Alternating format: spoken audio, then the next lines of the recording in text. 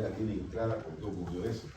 Además, ya aprendieron a sacar la moralidad de cada solución.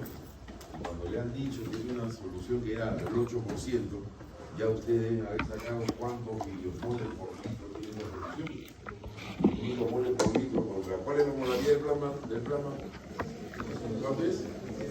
295, uno dice 280, 290, bueno, ahí está la fluctuación según el libro, ¿ok? Entonces imagínense que están poniendo una solución que tiene 1000 osmoles, 2000 osmoles por litro, recontra iberomolar, quisieron volar a esas células, las deshidrataron al máximo de la paciente se agua. Sin duda, ¿no es cierto? Entonces, ahora, ustedes escuchan por todas partes decir que necesitamos órganos para los trasplantes renales, que necesitamos donantes para los trasplantes renales. Todos los días sale ese anuncio en el periódico, esa comunicación de que tenemos que hacer trasplantes. Colócalo. Y entonces, el que requiere un trasplante es porque llegó a la insuficiencia renal. O sea, esos riñones no funcionan. Entonces, la clase de hoy día es saber qué hacen los riñones. Y saber entonces entender y proyectar qué pasa cuando a uno no le funcionan los riñones. De eso se trata esta clase. Pero esta clase, para ver toda la función del funcionamiento renal, son 3 clases. Entonces, esta es la primera de la parte más importante, que es la filtración glomerular. ¿Ok? Y eso es lo que vamos a ver hoy día. Entonces, primero veamos las funciones generales del riñón. Primera función del riñón, regular todo lo que vimos en la clase pasada. Y todo lo que vimos en la clase pasada es la regulación del medio interno. El riñón va a ayudar a regular el volumen de agua. Porque el agua va a tener 2 regulaciones, lo dijimos en la clase pasada, el mecanismo de la sed y el mecanismo de la hormona antidiurética. El mecanismo de la hormona antidiurética es trabajando en el riñón. La segunda función, regular la concentración de los electrolitos. Todos los electrolitos se van a regular en el riñón. Si me sobra sodio, voy a reabsorber más sodio en el riñón. Si me sobra potasio, voy a reabsorber más sodio en el potasio, más potasio en el riñón. Si me sobra calcio, voy a orinar más calcio. Y en fin, el riñón va a comenzar a eliminar más o a eliminar menos en función si me sobra o me falta el electrolito. Y eso tiene todo un mecanismo que vamos a ir viendo. La otra función es regular el pH. ¿No es cierto? Eso ya lo han estudiado en parte, la regulación del pH, y saben que hay un componente renal, aparte del componente respiratorio. Y recuerden ustedes que con la concentración, la regulación de la concentración de sodio, ¿qué otra cosa estoy regulando? El agua. Primero, ¿el sodio qué cosa me determina? La osmolaridad. También estoy regulando la osmolaridad. Al regular el sodio, regulo la osmolaridad y regulo el agua. ¿No es cierto? Entonces son las 3 funciones que tenemos con el riñón para comenzar. Regulación del medio interno. La segunda función es regulación de la presión arterial. El riñón va a ser importantísimo en la regulación de la presión arterial. ¿Por qué razón? Porque recuerden, si yo retengo sodio, retengo agua, me sube el volumen plasmático, me sube la presión. ¿No es cierto? Si elimino más sodio, elimino más agua, voy a disminuir mi volumen plasmático y me va a disminuir la presión. Y además, allí van a funcionar estas hormonas que son la angiotensina y la prostaglandina, cuyas funciones ya la conocen, porque me imagino que en cardio se las han mencionado, la función de la angiotensina, que se encarga de producir vasoconstricción, y como vasoconstricción yo voy a producir un aumento de la presión arterial. La cuarta función es una función metabólica. ¿Qué cosa es la gluconeogénesis? Formación de glucosa a partir de... ¿De qué? O sea, ¿de quién? ¿De quién? ¿De quién? De aminoácidos, ¿no es cierto? Esa función la tiene el riñón.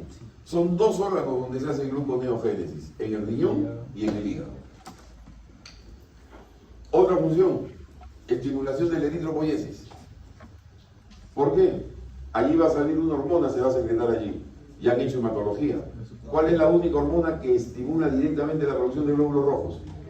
La eritropoyetina, ¿no es cierto? La eritropoyetina es producida en el riñón. Cuarta función, activación de la vitamina D. Ya hicieron endocrino. ¿Cómo es el estado activo de la vitamina D? De hidroxivitamina. Tiene que estar hidroxilada, ¿no es cierto? Sí. ¿Y dónde se hidroxila? En el riñón.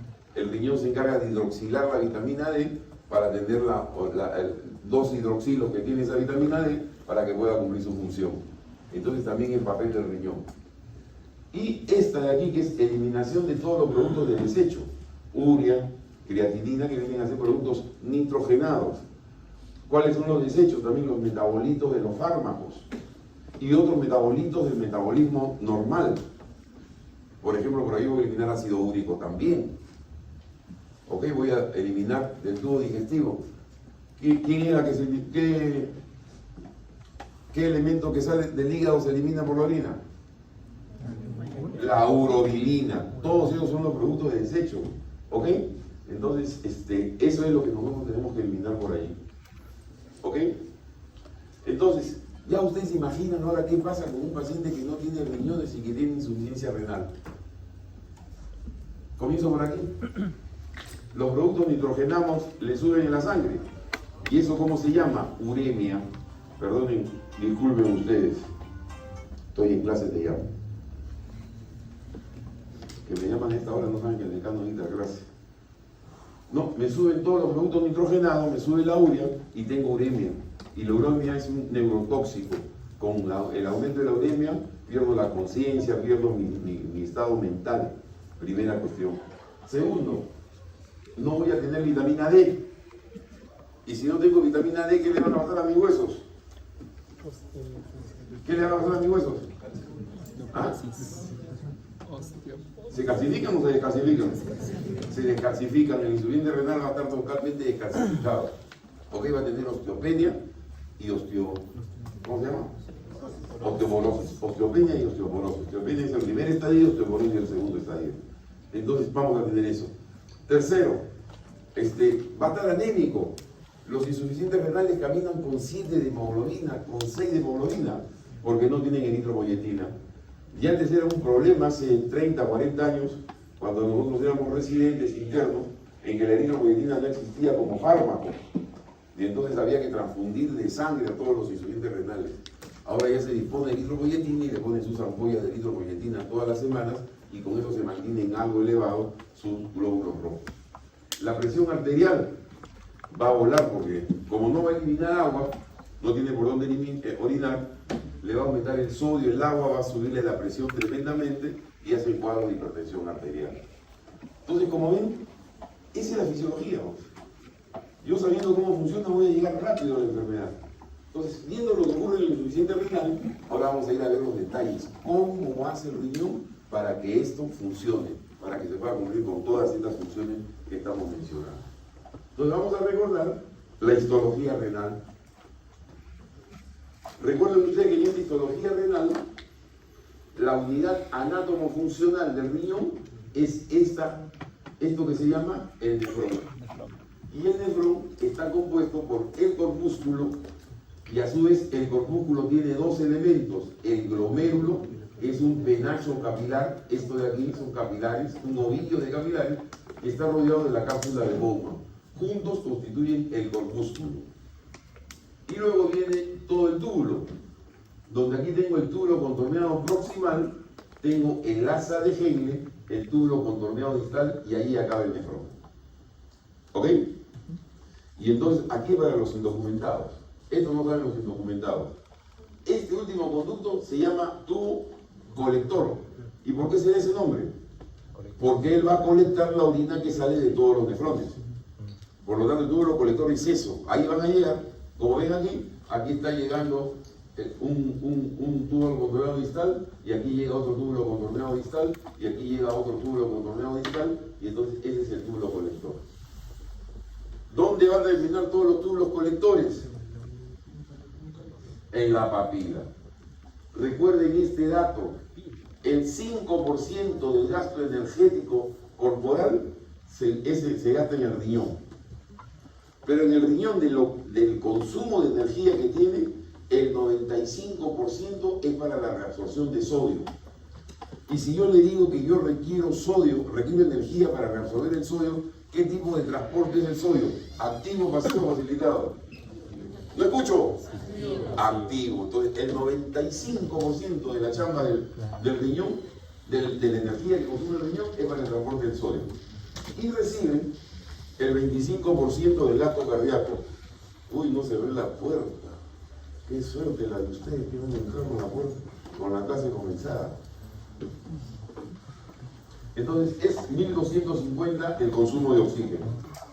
Entonces, comparen ustedes, el 20% de la energía acá se la lleva el cerebro y el hígado, 20-20, y el 25% de la circulación es plana, de la circulación 25% se va para el tubo digestivo, casi igual que el riñón. El cerebro solamente recibe 15%. El cerebro recibe poca sangre y consume bastante energía. Recuerden ustedes ahora en la anatomía del riñón que yo tengo en el riñón dos partes bien claras, la corteza y la médula, ¿no es cierto? La médula vienen a ser las pirámides. Y entre pirámide y pirámide se introduce una parte de la corteza, ¿no? Que viene a ser lo que llaman las columnas de Bertini. Creo que ya no utilizan mucho ese nombre. Y ahí está, ¿ok? Ahí está la corteza y aquí vienen a estar las pirámides. La columna de Bertini es la corteza que se mete entre las pirámides. La punta de la pirámide es la papila donde desembocan todos los túbulos colectores. Y entonces cuando uno ve la papila ve que está con un montón de huecos. Por eso le llaman área cribiforme. Área cribiforme. ¿Me estás grabando? Ya. Siguiente. Es importante saber la distribución del nefrón, porque esto es muy importante.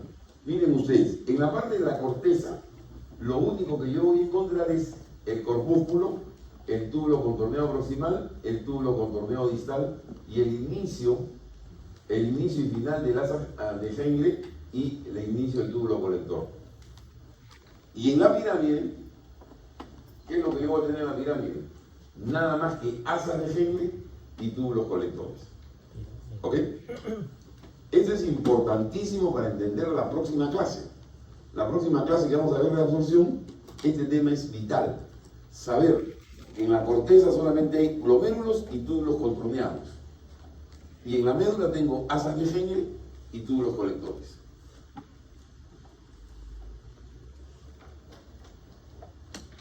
Y ahí tienen, ¿ok? Otra manera de presentar lo mismo, sino que aquí simplemente hay que decir que existe una de todos los corpúsculos que se encuentran en la corteza, hay unos que están bien pegaditos a la médula. Esos que están bien pegaditos a la médula se llaman nefrones yuxta que es al costadito, yuxtamedulares. También van a ser de especial importancia para la próxima clase. Ya la próxima clase solamente lo menciono y no lo repito. Muy bien. ¿Qué tengo que acordarme aquí de anatomía? La circulación renal.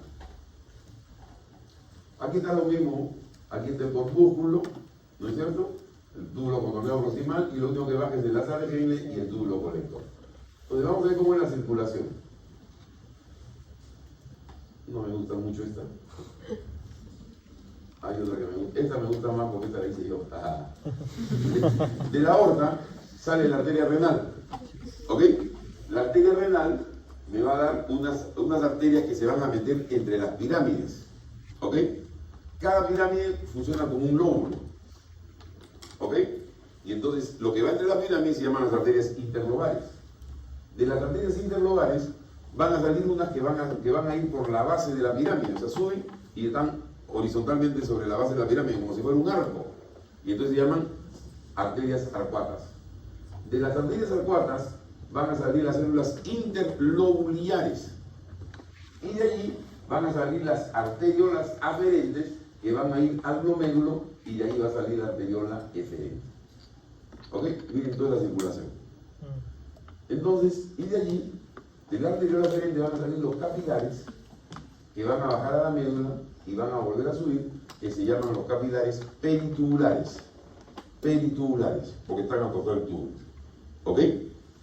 Entonces, aquí no hay más, entonces tengo que cambiar de mano. Aquí tenemos entonces eso de ahí. ¿Dónde está la resistencia? ¿Qué cosa es resistencia periférica? ¿Qué es la resistencia periférica?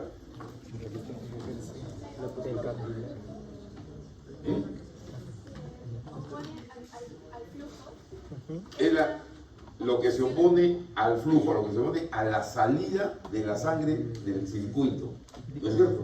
Entonces es la que está más distal. En la resistencia periférica sistémica, en todo mi organismo, ¿dónde está esa resistencia periférica? En las arteriolas. ¿No es cierto? Cuando la arteriola se contrae, aumenta la resistencia periférica, no hay flujo de salida, aumenta el volumen y me aumenta la presión. ¿Estamos? Sí. Si yo dilato las arteriolas, sale la sangre como por un tubo, me bajan los volúmenes de sangre y por lo tanto me disminuye la presión. Bueno, aquí ¿dónde va a estar la resistencia periférica? ¿Cuál es la arteria más distal? ¿Cuál es la que está más lejos donde va a estar? ¿Dónde va a estar más lejos? En la arteriola eferente. Diferente. ¿Ok? Porque de la arteriola eferente va a venir el capilar peritubular. Entonces la resistencia estará ahí en las eferentes. Y si quiere un poquito menos, en la aferente y en las interlobularias. Pero en esta zona, en la corteza, es donde va a estar la resistencia periférica, la resistencia al flujo de sangre arterial renal. Entonces, si quieren ver las figuritas bonitas, me regreso hasta acá.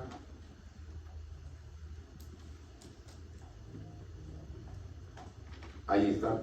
Esta es la interlobal, ¿ok? Que va entre la pirámide, de la pirámide, y de ahí da la curva, la arcuata, y de ahí salen las interlobularias. ¿No es cierto? ¿Perfecto? Sí. Fácil. No, el mío está más bonito. Listo. Ahora vamos a ver. Aquí que me he olvidado. Aquí me he olvidado mencionar esto que es importante. Miren, la mayor cantidad de sangre va a la corteza. Ojo acá. Ojo acá para las próximas clases también. Pero el mayor consumo de oxígeno está en la médula. ¿Por qué? Porque ahí es donde se va a realizar la mayor reabsorción de sodio. No la mayor, sino la reabsorción más importante de sodio es en la médula. ¿Ok? Entonces, cuando me llega poca sangre al riñón, ¿quién es el que más va a sufrir? ¿La corteza o la médula? ¿Lo escucho? La médula. Médula. Por esa razón, cuando yo tengo hipovolemia, tengo hipotensión arterial y llega menos sangre al riñón, lo que más va a sufrir es la médula renal. Y entonces ahí viene lo que se llama un cuadro clínico que ustedes van a escuchar desde ahora, que se llama necrosis tubular. Porque se pueden las asas de Henrys y los tubos colectores. La necrosis tubular. ¿En qué se sustenta la necrosis tubular? En que el mayor consumo de oxígeno está en donde menos sangre recibe el riñón. ¿Ok? Que es la médula renal. Ese es el concepto que sale de ahí. La médula es muy sensible a la disminución del flujo renal y por lo tanto ahí tengo la necrosis tubular aguda.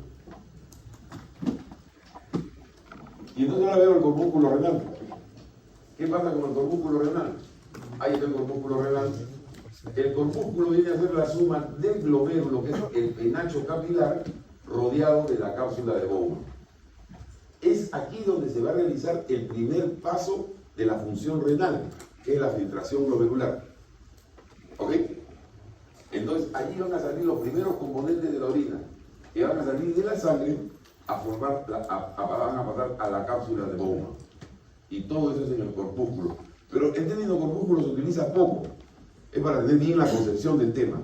Simplemente van a decir, yo tendría que decir filtración corpuscular, pero decimos filtración glomerular. ¿Ok? Donde la sangre, los elementos que van a formar la orina, salen de la sangre a nivel del glomérulo y pasan a la cápsula de Bowman.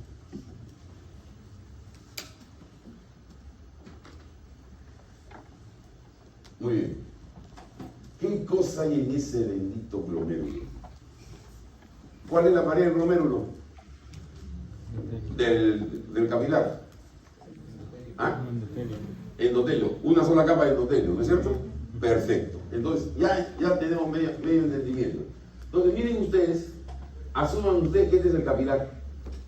Por lo tanto, esta primera capita viene a ser la capa del endotelio. ¿Ok? Y allí voy a encontrar otra célula. Una célula que parece que fuera un pulpo, ¿no? Que va a tener sus patas grandes y cada pata grande va a tener sus patas chiquitas. A cada una de estas patas chiquitas se llama pedicelo. Y esa célula se llama podocito, pues no podría tener otro nombre, ¿no? Podopis, podocito.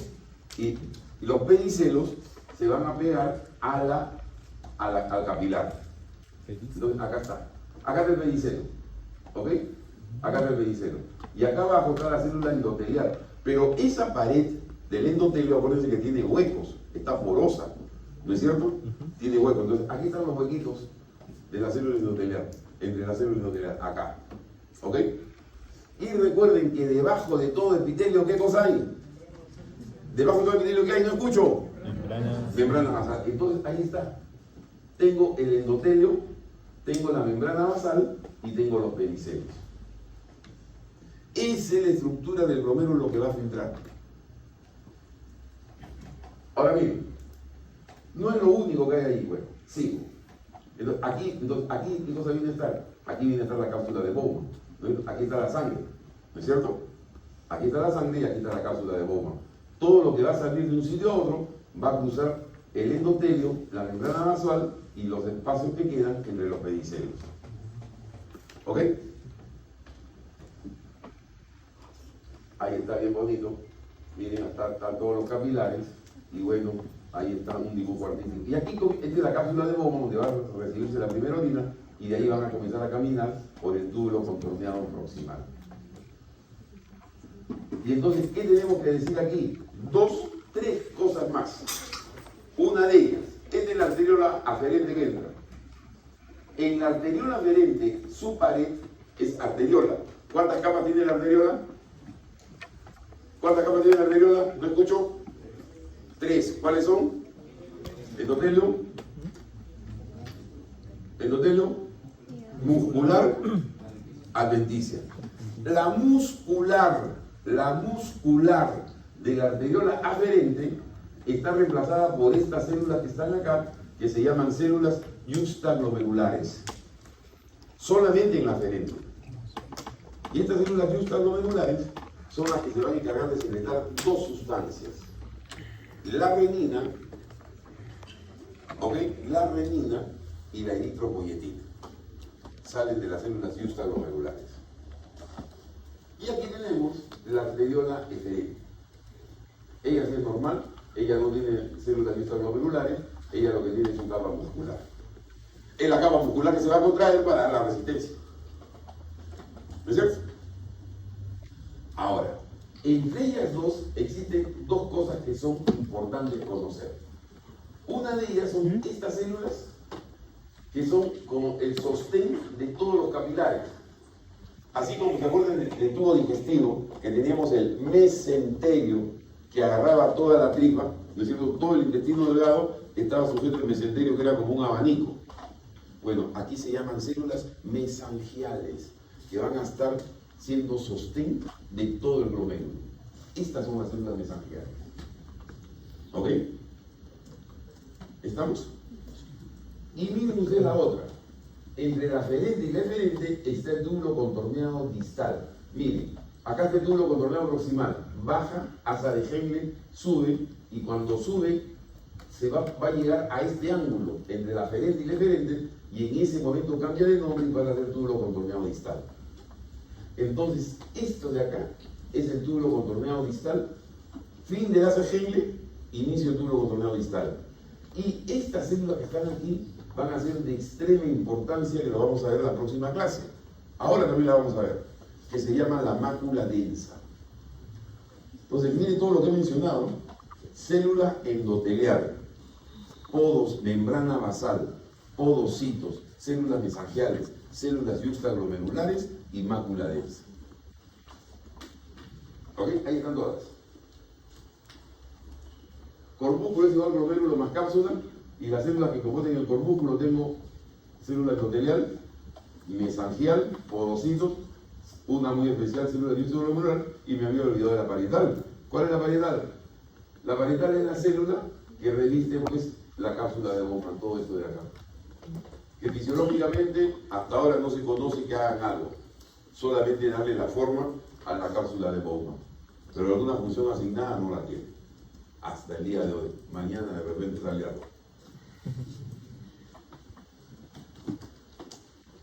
Y ahí está más de lo mismo, Miren la arteriola aferente entrando con sus células yuxtaglomerulares y como ven referente normal, simplemente tiene su capa muscular.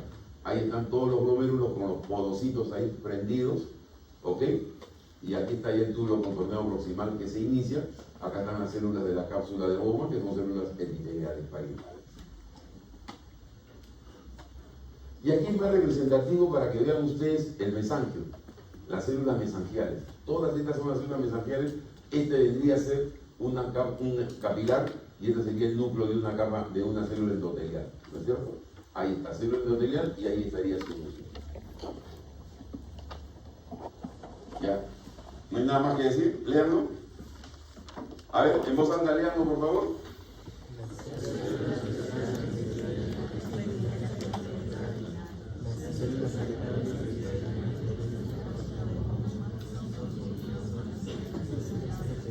Aquí, ¿no es cierto? Aquí ven las células epiteliales viscerales, no parietales, perdón, células epiteliales parietales siguen con el túbulo contorneado proximal. Y las células endoteliales que recubren la luz capilar. ¿No es cierto? No hay más, clarito. Caramba. Listo. Acá está ya, pues, este ya es como para uno. Ahí está el capilar. ¿No? Acá están las células endoteliales fenestradas. Aquí está el podocito. Ahí están los pedicelos. Ahí está la hendidura. ¿Y esta línea marrón qué cosa será? ¿Qué será esa línea marrón? La membrana basal. ¡Qué bien, caramba! Y estos son mis dibujos míos antiguos, cuando no se podía piratear las figuras. Miren ustedes, ahí está la membrana basal, ahí están los podocitos con sus pedicelos, y aquí están las células endoteliales, está el capilar con sus poros que hay en las células parietales, ¿no es cierto? Este espacio que queda entre los pedicelos se llaman hendiduras o diafragmas. Hendiduras o diafragmas. Y ahí está, miren, acá está un pedicelo, y este con microfotografía electrónica, podocito, acá está el pedicelo, acá hay otro pedicelo, y allá hay un diafragma como un cierre, ¿no? Como un cierre que es el que va a regular posiblemente la salida de algunos elementos.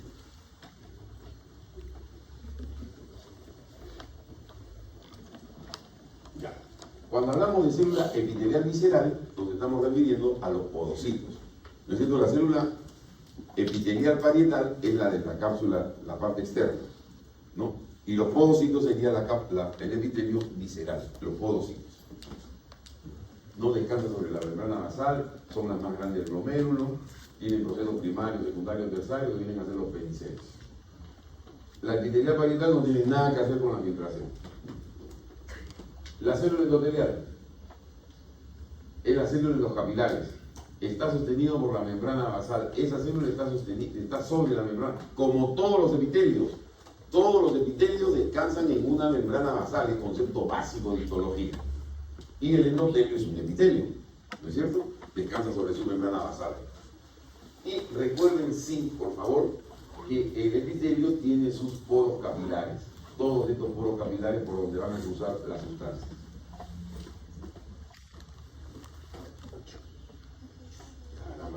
Se me va perdido siempre. Ahí está el bulbo, que es el podocito, ¿no? Ya no hay nada más que decir. Entre los podocitos hay una sustancia que se llama la nefrina. La nefrina. No hay nada más que decir. Otro dibujo igualito, miren ya. Ya pues ya con tanto dibujo ya creo que la tienen clara, ¿no es cierto? Listo. Acá es para señalar. ¿Qué células serían todas estas de acá? Ah, células mesangiales, perfecto. Y acá, ¿cuál será la arteria aferente? ¿Esta de la izquierda o esta de la derecha? ¿Cuál será la arteria aferente?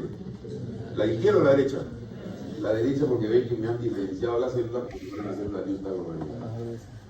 ¿Qué cosa hacen las células mesangiales? Ellas sostienen todo el capilar, ¿no es cierto? Sí. Si se contraen, me disminuyen la longitud del capilar. ¿Ok? Claro. Y si se relajan, me alargan la longitud del capilar. Recuerden, todo el tubo del capilar está sostenido por el mesangio. Si el mesangio se contrae, entonces el tamaño, la longitud del capilar disminuye. Y si se relaja, la longitud del capilar aumenta. ¿Estamos? Entenderán ustedes que mientras más largo sea el túbulo, mayor filtración podrá haber. ¿No es cierto? Porque hay más área. Mientras más cortito esté el túbulo, habrá menos filtración. Entonces miren ustedes que el mesangio puede intervenir en determinar si yo voy a filtrar más o voy a filtrar menos. ¿Qué más tengo? Y por lo tanto controlan el flujo. Además, con eso controlan el flujo. Aquí. Van a producir citoquinas. ¿Qué son las citoquinas? ¿Qué son las citoquinas? Citoquinas. No escucho citoquinas, ¿qué son? ¿Ah? ¿Mensajeros intracelulares? Intracelulares. Las citoquinas, ¿y qué papel desempeñan? ¿Qué pueden hacer? Producir inflamación. Entonces, miren, ¿cuál es la enfermedad que suele llevarme a mí a la insuficiencia renal? La glomerulonefritis. ¿Y qué son las glomerulonefritis? Inflamaciones del glomérulo. ¿Y esas inflamaciones del glomérulo de dónde nacen? De una citoquina. ¿Y quién me produce esa citoquina dentro del riñón? Las células mesangiales. ¿Ok? Qué fácil es la medicina, ¿no? Qué fácil es la medicina. Además, ese mensangio, por ahí comienza pues también un desagüe de los desechos que puedan tener esas células. Así que, pero la función esa que quiero que se acorden es con estas dos. Una, que aumentan o disminuyen la longitud del túbulo, y con eso aumento o disminuye el flujo, y con eso aumento o disminuye la filtración glomerular. Y la otra que produce citoquinas responsables de la inflamación que puede existir. Ahora, la célula endotelial. El citoplasma de la célula endotelial con poros que atraviesa se ve como una pequeña cuerda. Bueno, vamos a ver, esto permite... Ya, me olvido de eso, vamos.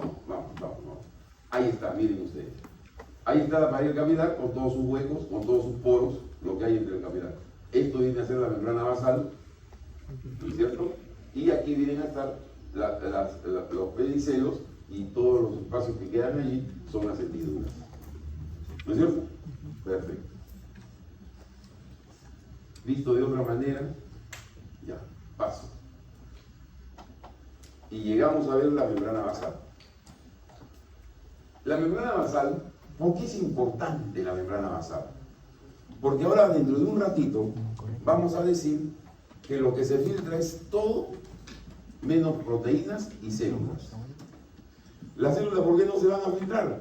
Porque las células son más grandes que los poros que existen en el endotelio. ¿Ok? Entonces el glóbulo rojo quiere pasar, ¡pum!, se choca contra la pared y no pasa porque es más grande que ese poro. Pero las proteínas sí pueden pasar por ese poro, pero finalmente no pasan porque ¿quién es el que siempre se ha dicho que es el que detiene el paso de las proteínas? La membrana basal. Esa es la importancia de la membrana basal. Hay varias teorías ahorita que vamos a decirlas dentro de un rato, pero el concepto clave que tiene que llevarse de usted de aquí hasta toda su vida es que la membrana basal es la que evita la filtración de las proteínas. ¿Ok? Ahora me voy a poner medio infuflar y voy a explicarle la teoría de la carga negativa, de las hendiduras, etc. El concepto que se lleva es membrana basal. Síndrome nefrótico es una enfermedad que se produce porque yo comienzo a orinar proteínas. Y si orino proteínas es porque mi membrana basal no está funcionando. ¿Cuál es la proteína más? La albúmina. Y esa albúmina plasmática es muy parecida a la albúmina del huevo. ¿Ok? ¿Y cómo haces el merengue, hija? Batiendo la clara, ¿no es cierto?, donde está la albúmina. Y el merengue, ¿por qué se caracteriza? Porque sale el baile. Si yo tengo un síndrome nefrótico, yo cuando voy a orinar a mi baño, voy a levantar una espuma.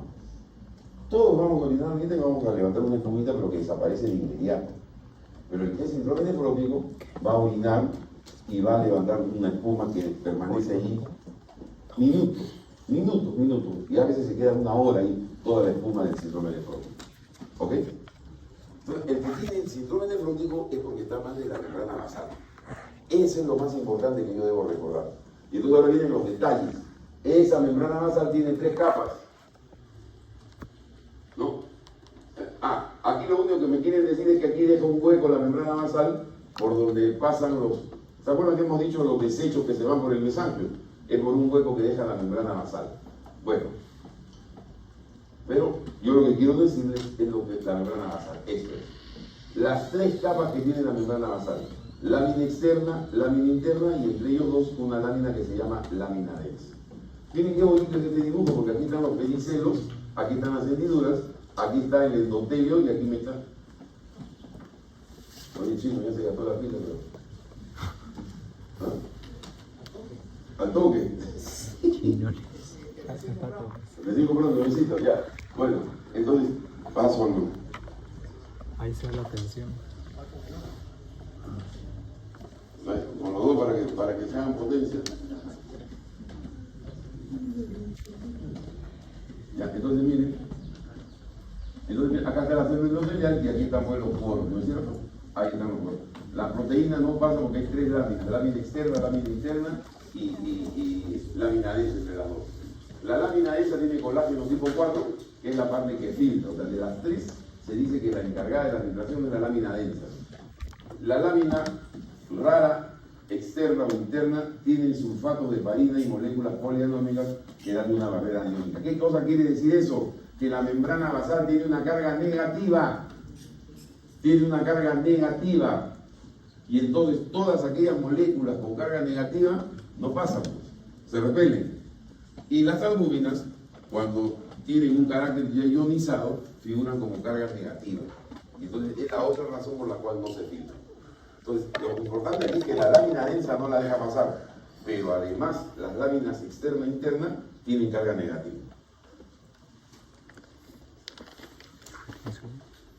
La célula yuxtaglomerular ya tengo un ejemplo más sencillo, ¿no? Está acá, ¿ok? ¿No? Está en la fibra aferente, secretan renina y agreguen aquí que no se me ha pasado. También secreta la eritropoyetina, renina y eritropoyetina. Y trabaja en sociedad, es su dupla, la mácula densa. ¿Cuál es la mácula densa? La célula del túbulo contorneado distal que se encuentran mirando al glomérulo. Las dos van a trabajar en pareja, como lo vamos a ver dentro de un momento. Y ahí está la mácula densa, ahí está.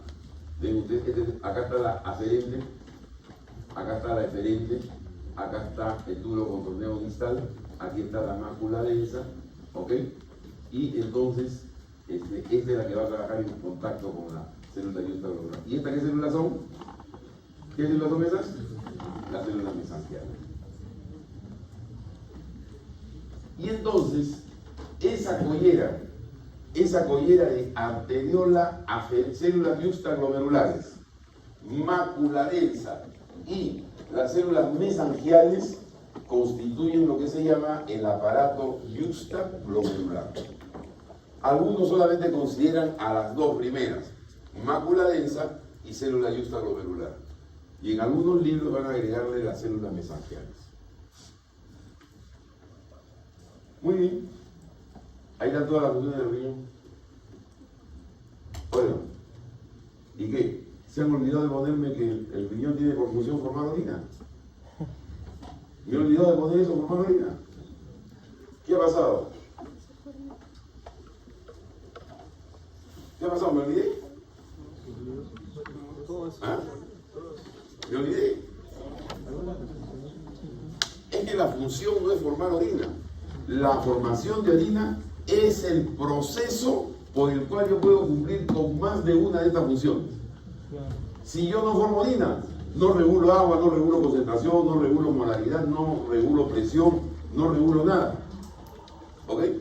Entonces la función de orina es el proceso que me permite a mí cumplir con las funciones que le he asignado al riñón. No con todas, pero sí con la mayoría de ellas, como vamos a ver dentro de un rato. ¿Ok? Bien, recién acabó la introducción y es un cuarto para las 4. Y entonces, ahora sí comenzamos a ver la formación de orina. O sea, ya sabemos dónde tenemos que llegar, ¿no es cierto? A ver todas estas funciones. Y esas se hacen a través de la formación de orina. Entonces, lo que voy a explicar de aquí hasta la próxima semana es cómo se forma la orina. ¿Ok? Y para formar la orina yo tengo 3 pasos. La filtración glomerular, la reabsorción tubular y la secreción tubular. Entonces,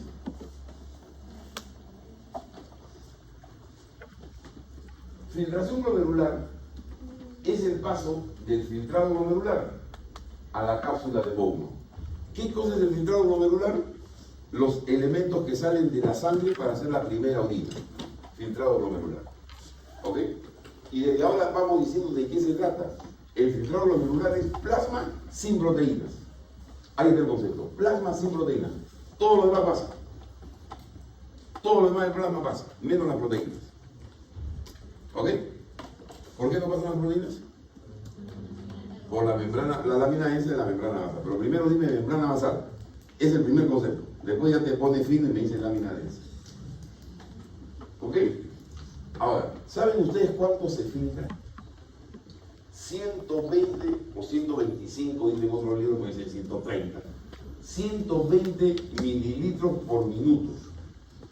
¿Ok?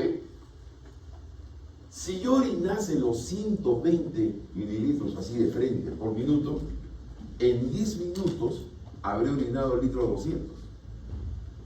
¿No es cierto? Y en 50 minutos habré orinado 6 litros. Me quedé sin sangre. ¿Pero qué significa? Que luego del filtrado glomerular va a venir un segundo proceso que se llama reabsorción tubular. O sea, todo lo que ocurrió en el glomérulo de filtrarse, ¿ok? Al pasar por los túbulos se va a reabsorber. Y entonces aquí, ¿cuánto se filtró? 125. ¿Cuánto se reabsorbió? 124. Lo que se secretó es una minucia, no la tomo en cuenta. ¿Y cuánto oriné yo? 1 mililitro por minuto. Eso es lo que el populón dice, el riñón lava la sangre. ¿Cómo lava la ropa eso? ¿Ah? ¿Qué hace? Cuando lava ropa, ¿cómo hace? Dame tu proceso de lavar ropa. La echas, ¿para qué le la lavadora? Para que echarle en agua, ¿no es cierto? Y después, ¿qué haces? La exprimes. No para que con la centrífuga la exprimes. Es lo mismo que está haciendo el riñón. Metió todo el ultrafiltrado al túbulo y después el túbulo lo regresa. ¿Y qué cosa es lo que se va quedando para eliminar? Los desechos. ¿Ok? Por eso mi promedio de orina es 1 centímetro cúbico o 1 mililitro por minuto. En 1 hora son 60 mililitros. Por 24 horas, ¿cuánto es? 1440. Litro y medio. Ese es el litro y medio que yo orino normalmente todos los días. ¿Ok? Pero para eso, ¿cuánto filtré? 125 por minuto. Y reabsorbí 124. Entonces, ahí están los 3 procesos que les estoy mencionando para formar orina. Filtrado glomerular, reabsorción, y la secreción es mínima, pero existe. ¿Ok? Mínima. Entonces, ahí estamos.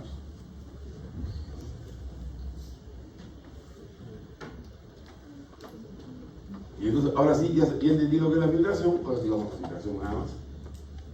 ¿Qué es la filtración glomerular? Proceso pasivo mecánico que ocurre en los riñones, específicamente en el corpúsculo. ¿Qué cosa es lo que voy a filtrar? Voy a filtrar el plasma. ¿Y qué es lo que filtro he dicho? ¿Qué viene a ser filtrado? Plasma sin.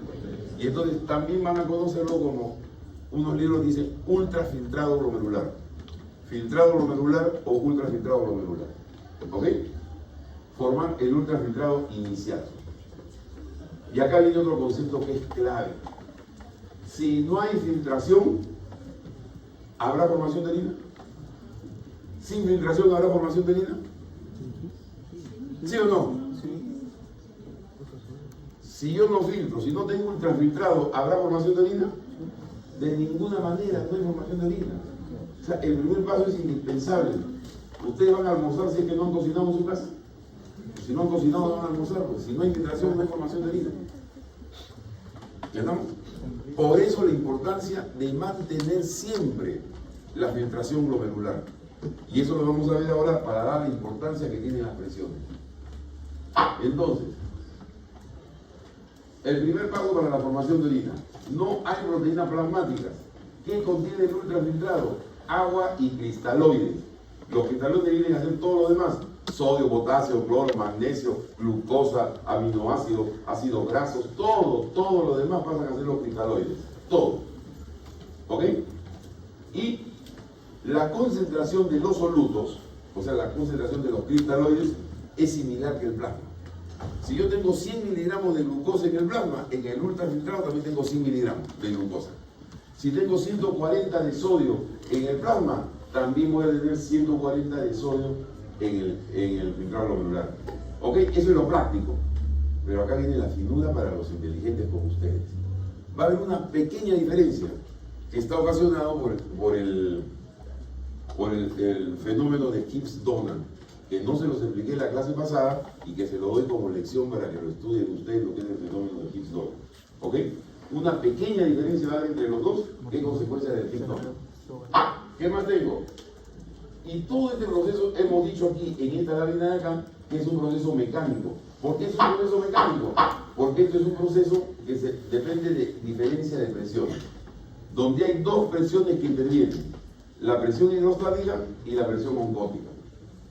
Entonces se realiza en el glomérulo papular, glomerular, membrana, etc. La membrana basal es la responsable, tal como hemos quedado, que es el filtrado finalmente. Ahora, esta es una manera general de explicar cómo pasan las sustancias a través de las membranas. Cuando pasan los solutos, ¿ok? Cuando pasa el sodio, pasa la glucosa, pasa el ácido úrico y lo hacen de mayor concentración a menor concentración, se llama difusión. ¿No es cierto? Cuando lo que pasa es el solvente de la zona de menor concentración a la de mayor concentración, o si ustedes quieren, de menor osmolaridad a mayor osmolaridad, o si ustedes quieren, de una zona hipoosmolar a una hiperosmolar, eso se llama ósmosis. ¿No es cierto? La difusión es el solvente de mayor a menor concentración. Y cuando pasan los dos, soluto y solvente, por una diferencia de presiones, eso se llama filtración. ¿Estamos? Entonces aquí por filtración es que va a pasar el agua y todos los solventes, por diferencia de presiones. ¿Ok? ¿Qué se filtra? Plasma sin proteínas. ¿Y por qué no pasa la proteína? Porque está en función del peso y del tamaño. Se filtra todo aquello que es menor de 7000 daltons, o si quieren decir ustedes un peso molecular menor de 7000 para hacerla más fácil. Y lo que no se filtra es lo que tiene mayor de 70.000 de peso molecular o 70.000 daltons. ¿Ok? Lo que está entre esa diferencia, ¿no? Se filtran de acuerdo al tamaño. Las que son más chiquitas se filtrarán un poquito. A medida que se va haciendo más grande se filtrará menos.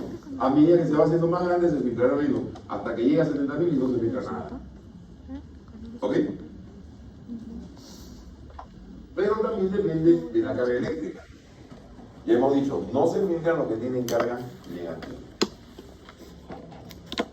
Y miren ustedes el peso molecular, ¿no? La albúmina 69.000 y su capacidad de filtración, su filtrabilidad 0.5 milésimas. La mioglobina, que es una molécula más pequeña, 17.000, pero mayor de 7.000, se filtra un poquito, 0.75. ¿No? La glucosa, 180, su peso molecular 180, recontra sobrado, es mayor que 7.000 datos, 1. Sodio 23, 1. Todas esas se filtran normal. O sea, el problema es que son las moléculas más grandes, a partir de 7.000 ya comienzan a disminuir su filtración. Y cuando llegan a 70.000, naca la pirinaca, no se filtra nada. ¿Ok?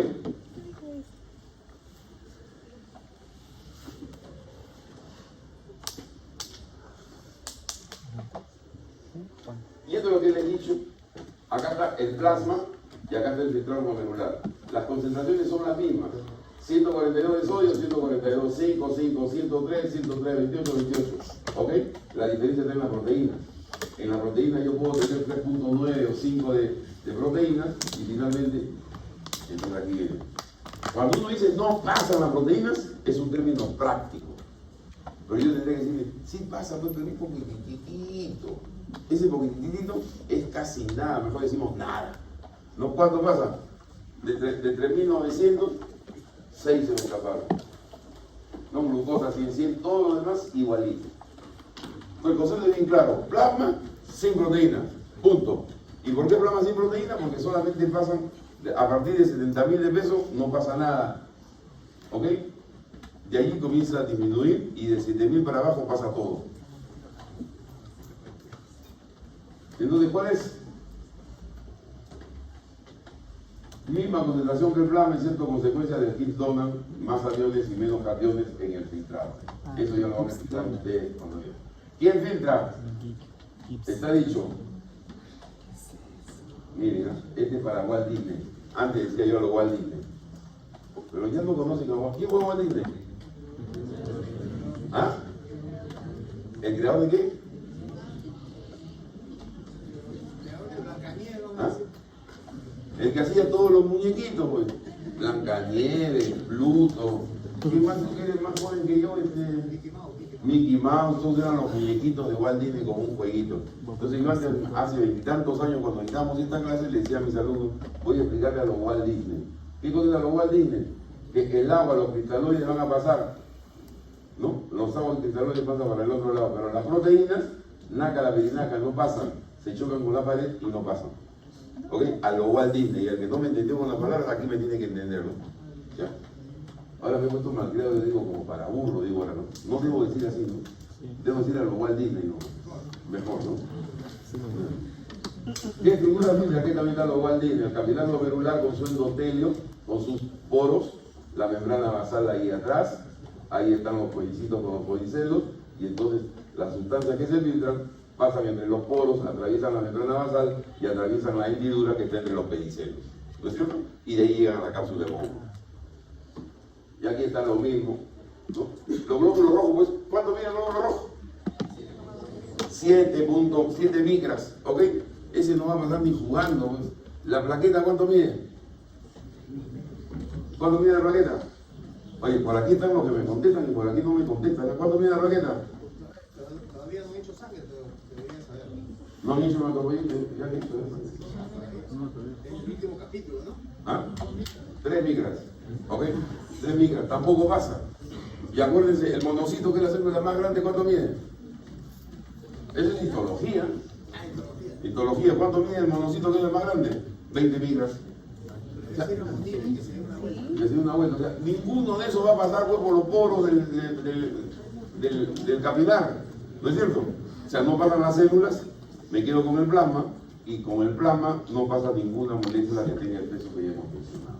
Y ahí está, como para Walt Disney. Acá están las células, no pasan, pasa el ultrafiltrado que atraviesa los poros del endotelio fenestrado, cruzan la membrana basal y pasan entre las hendiduras, entre los pedicelos. Ahí están. 80 Armstrong mide el nanómetro. La lúmina tiene 60 Armstrong, pasan la moneda. Ah, ¿qué pasa? Si yo hablo de tamaño, el poro tiene 80 Armstrong. ¿Ok? 80 Armstrong, el poro. Se supone que la albúmina, que más o menos mide 60 Armstrongs, debe pasar. Se supone que la albúmina debe pasar por el poro del endotelio. ¿Ok?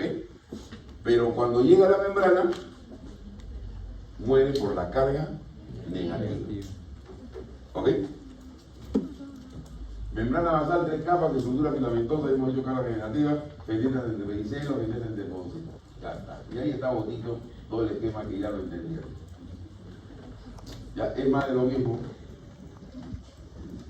Más de lo mismo.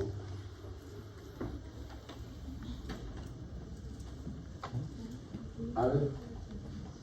Miren esa pregunta, sí voy a hacer la pregunta señor examen. A ver, contéstenme ahora. Las albúminas no se filtran porque tienen un tamaño mayor que los poros de la membrana basal. ¿Ah? ¿Verdadero o falso? ¿Verdadero o verdadero? ¿Cómo es la cosa? ¿Ah?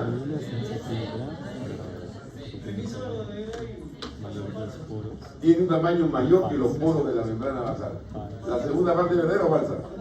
Porque no tiene poros la membrana basal. ¿Verdadero o falso? Letra C. Esta es el para que se entretengan y sepan. El que no entiende todo lo que hemos explicado no las contesta. ¿Cuál es esa?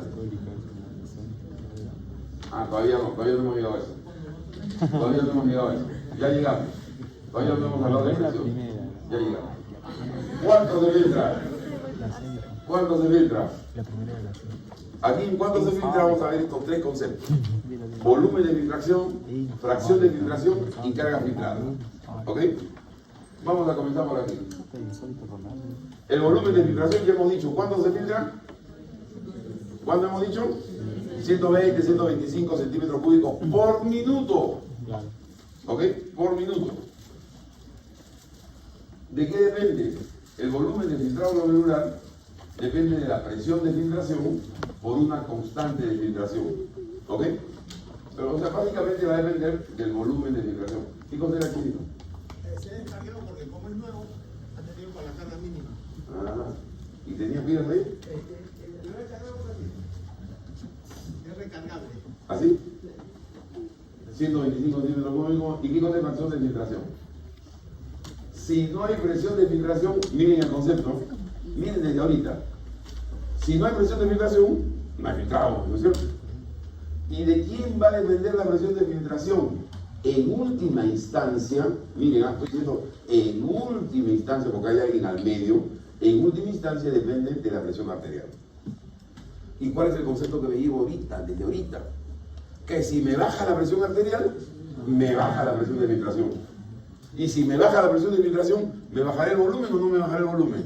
Sí. Me bajaré el volumen de filtrado. Y si me baja el volumen de filtrado, voy a orinar menos. Pero si me baja la presión, ¿quién es el que va a sufrir? ¿Quién va a sufrir? ¿Ah? La médula. ¿Y a dónde me va a llevar? O sea, encima que no orino, se me termina de malograr el riñón. Miren la importancia de la presión arterial para el funcionamiento renal. ¿Ok? Listo. Ya, eso ya lo dijimos. Ahora, ¿cuánto es el gasto cardíaco? Vamos a poner aquí 4 litros. Seguramente, no sé qué cifra le habrá dado Enrique. 5 litros le ha dado a Enrique, ¿no? 4 o 5 litros. Bueno. Y aquí hemos dicho que el 20% va a ir al flujo renal. ¿Ok? ¿Cuánto va a ir al riñón de sangre? Flujo sanguíneo renal, litro 200. Pero el litro 200 es de sangre, sanguíneo. ¿Cuánto de plasma hay ahí? El 60% más o menos. 625 centímetros cúbicos por minuto. Y yo de allí voy a sacar el filtrado. Caramba. De allí voy a sacar el filtrado. ¿Cuánto es el filtrado? 125. ¿No es cierto? ¿Estamos? Entonces, ¿qué cosa es fracción de filtración? La cantidad, la proporción de filtrado en relación al flujo plasmático renal.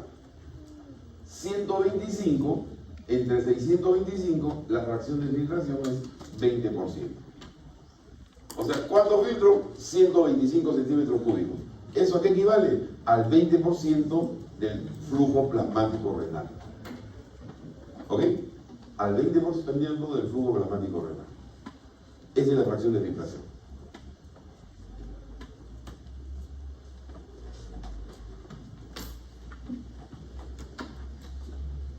¿Y cuál es la carga filtrada?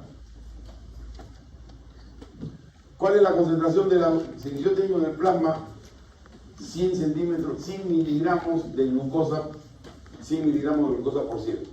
¿Ok? ¿Cuál será la concentración de esa glucosa en los 125 centímetros cúbicos que filtré?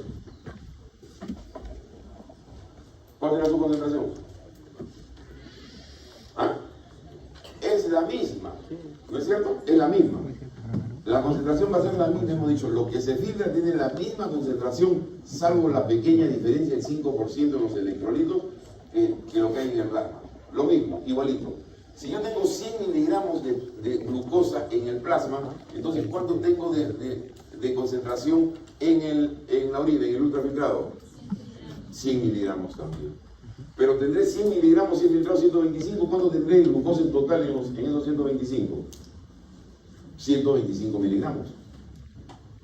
Matemática pura. O los regresos del profesor Aucayaki, ¿cómo se llama de matemática? Mejía, Neira. Núñez, los regresos de Núñez. Carga filtrada son los valores absolutos. No estoy hablando de porcentaje. Porcentaje es igualito, 100 miligramos por ciento. Pero si he filtrado 125, ¿cuánto de glucosa hay en ese 125? 125 miligramos de glucosa. Esa es la carga filtrada. ¿Ok? ¿Y cómo se determina? En miligramos o mil equivalentes por minuto. Carga filtrada son los valores absolutos de glucosa, de sodio, de potasio que yo he filtrado. Si yo tengo 140 mil equivalentes de sodio en el plasma, y he filtrado 125, ¿cuánto tendré de carga absoluta de sodio? Tendré que hacer mi regla de 3. Si 140 hay en 100, ¿ok? En 125, ¿cuánto habrá X? 125 por tanto sobre tanto, me va a salir mi carga filtrada. Todo eso le voy a preguntar el lunes al grupo de práctica. Ya está, perfecto. O sea, esa es la carga filtrada. Más los problemas de electrolitos y osmolaridad que deben saber. Bueno, estoy medio contento porque por lo menos sé que este es un grupo selecto. Estos son los que vienen. A mí no me preocupa mucho ellos. A mí me preocupa los que no vienen. Los enfermos que ya creen que saben. Se van a meter un contrasuelazo porque estos no saben que ahora para entrar internamente hay examen. Eso es lo que no saben. No saben. Ustedes todavía no saben qué es esa. Voy a internarme. Ahora les cuento en un ratito. Vamos a ver cómo se filtra. Vamos a ver cómo se filtra. Juego de presiones. Voy a internarme. Existen 3 presiones. Esta primera presión, que es una presión que trata de sacar todo del capilar hacia el Bowman, que es la presión hidrostática capilar. Esta presión hidrostática capilar depende de la presión arterial. ¿Ok? La presión hidrostática capilar. Es 60 milímetros de mercurio. La oncótica, ¿de quién depende la presión oncótica? De la concentración de proteínas. ¿Dónde están las proteínas? ¿En el capilar o en el Bowman? Capilar. Por lo tanto, el capilar va a jalar el agua. Esta es la cápsula va a jalar el filtrado para llevar contrapeso. ¿Ok? Y esa cifra, esa presión oncótica varía entre 21 y 33. Vamos a ver por qué varía. Tercera, la presión hidrostática, el Bowman también tiene su resistencia. No es cierto, pero es chiquitita, pues 15 milímetros de mercurio. Y la presión oncótica del Bowman, no hay proteínas en el otro lado, es casi nada, 0. Entonces, esa es la suma de las presiones. Cuando yo sumo todas estas presiones, me va a dar la presión de filtración. 60 más 0, 60, menos 33 menos 15, 48, o 21 menos 15, 36. 60 menos 36 o 60 menos 48. Siempre me va a salir una presión de filtración positiva. ¿No es cierto? Del capilar hacia el glomérulo. Esta está bien complicada, ¿no? O sea, ustedes quieren el primer concepto, quédense con estas dos nada más. Quédense con esas dos. Las otras dos van de acompañante porque no tienen menor trascendencia en el resultado final. La presión hidrostática capilar que trata de sacar y la presión oncótica capilar que trata de meter. Nada más. ¿Ok? Listo.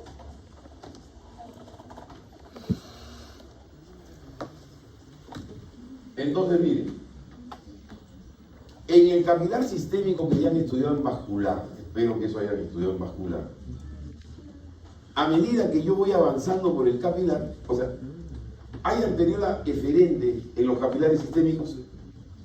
Cuando termine el capilar, ¿qué comienza en el capilar? ¿Qué comienza? Vénula. ¿Hay músculo en las vénulas?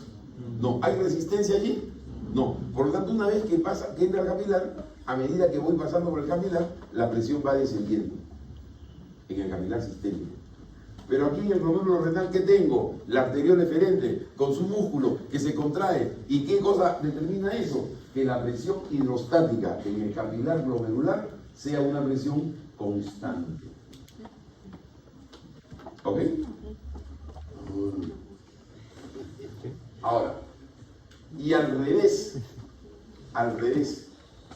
la presión oncótica aquí es una presión que va disminuyendo.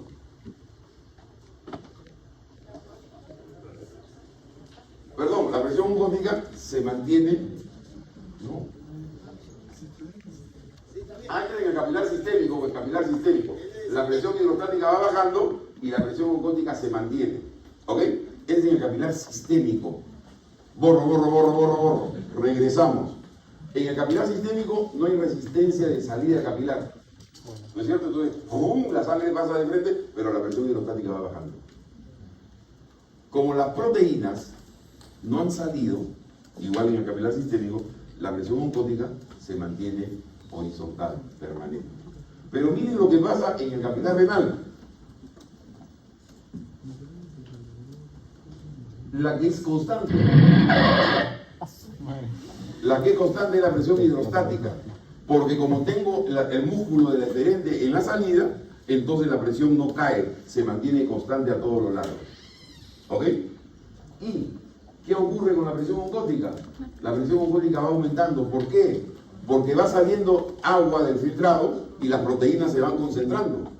Entonces entraron con una concentración, vamos a decir, de 5, y a medida que yo voy avanzando, al irse el agua, mi concentración va aumentando 6, 7, 8, 9, 10, y por lo tanto mi presión oncótica sube. ¿Ok? Por esa razón es que en esta lámina anterior poníamos esto. La presión oncótica varía de 21 a 33. 21 es a la entrada del capilar, 33 a la salida del capilar. ¿Ok? Entonces, esa es la diferencia que hay entre los dos capilares. Ahí está. El sistémico y el capilar glomerular.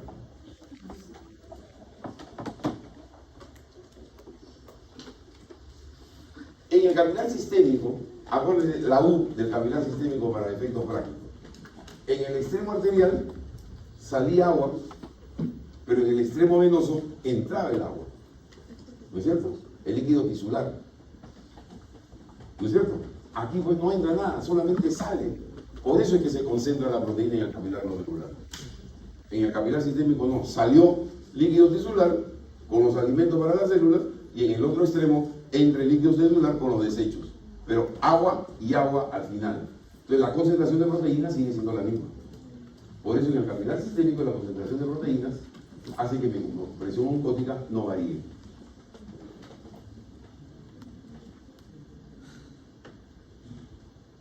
Y ese es a lo cual Disney. A medida que yo voy avanzando, mi volumen de agua va disminuyendo, pero las proteínas son las mismas y por lo tanto aquí se van poniendo más concentradas y por lo tanto aquí va aumentando la osmolaridad. ¿Ok? Se llama, mi querido amigo Luis Yoshimito, enseñanza multimodal. A medida que se progresa por el capilar, aumenta la osmolaridad porque las proteínas se concentran. Sale agua y no salen ellas. Claro. Ni entra agua.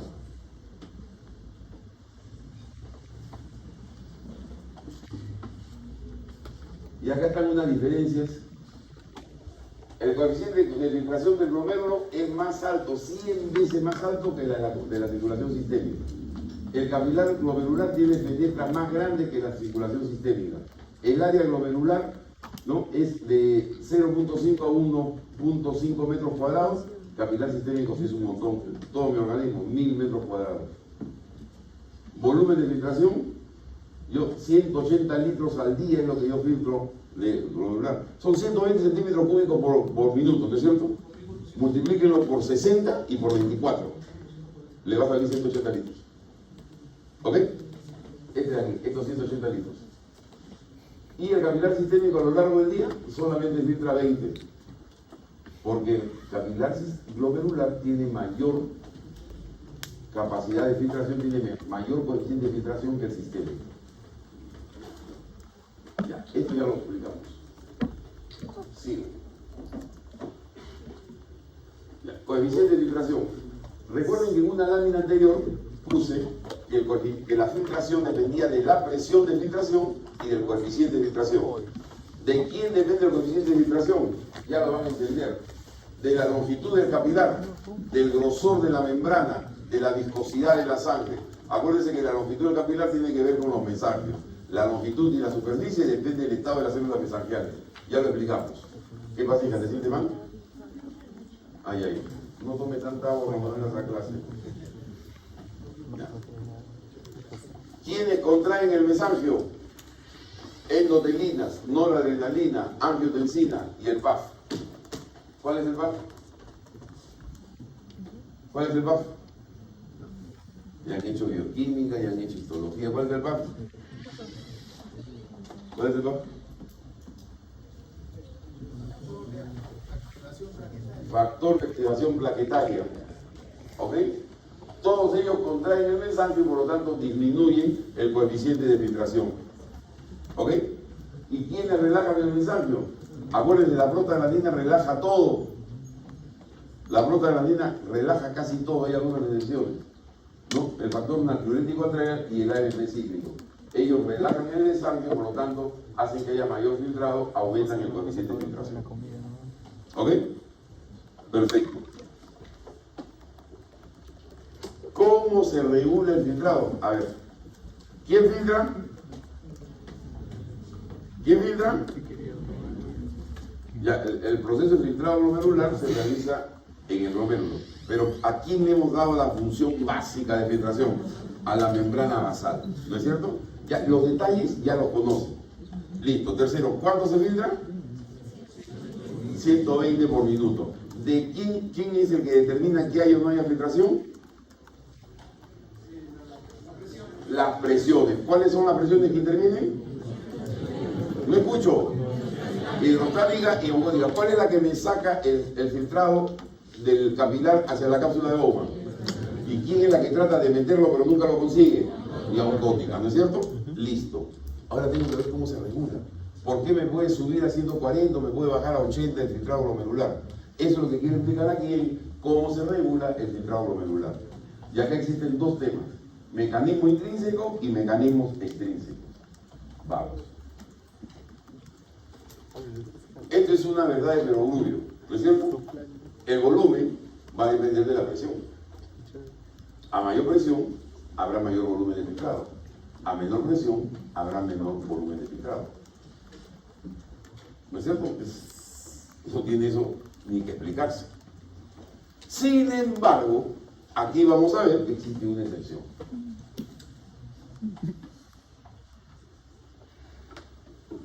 Paso esa. Para entender eso necesito explicar esto de acá. Miren ustedes. Aquí está la arteriola aferente y la arteriola eferente que están de ese tamaño. ¿Qué ocurre si yo produzco una contracción de la arteriola aferente? ¿Habrá mayor presión o habrá menor presión? No escucho. ¿Mayor? Si yo contraigo la arteriola aferente, ¿habrá mayor presión o habrá menor presión? Si contraigo la arteriola aferente, ¿habrá más entrada o menor entrada de sangre al glomérulo? Y si entra menor cantidad de sangre al glomérulo, ¿habrá mayor o menor presión hidrostática? Menor presión. Y por lo tanto, el volumen de filtrado aumentará o disminuirá. Disminuirá. Ahí está, menor presión hidrostática y por lo tanto, eso me da menor volumen de filtrado glomerular. ¿Quién produce eso? El simpático. El simpático me contrae la arteriola aferente. Ahora miren, ¿qué pasará si se contrae la arteriola eferente?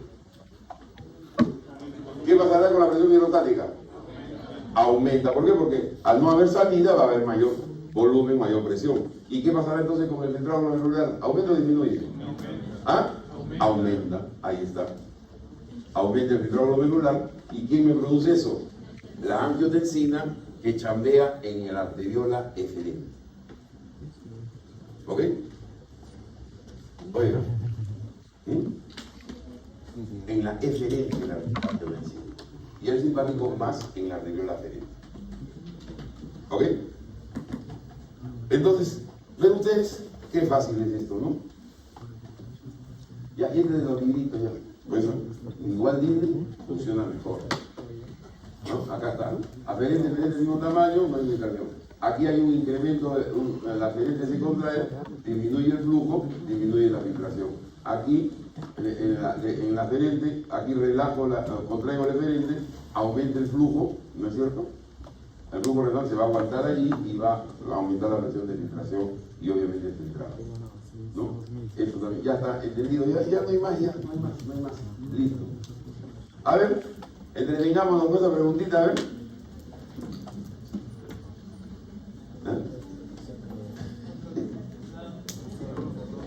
No escucho. ¿Ah?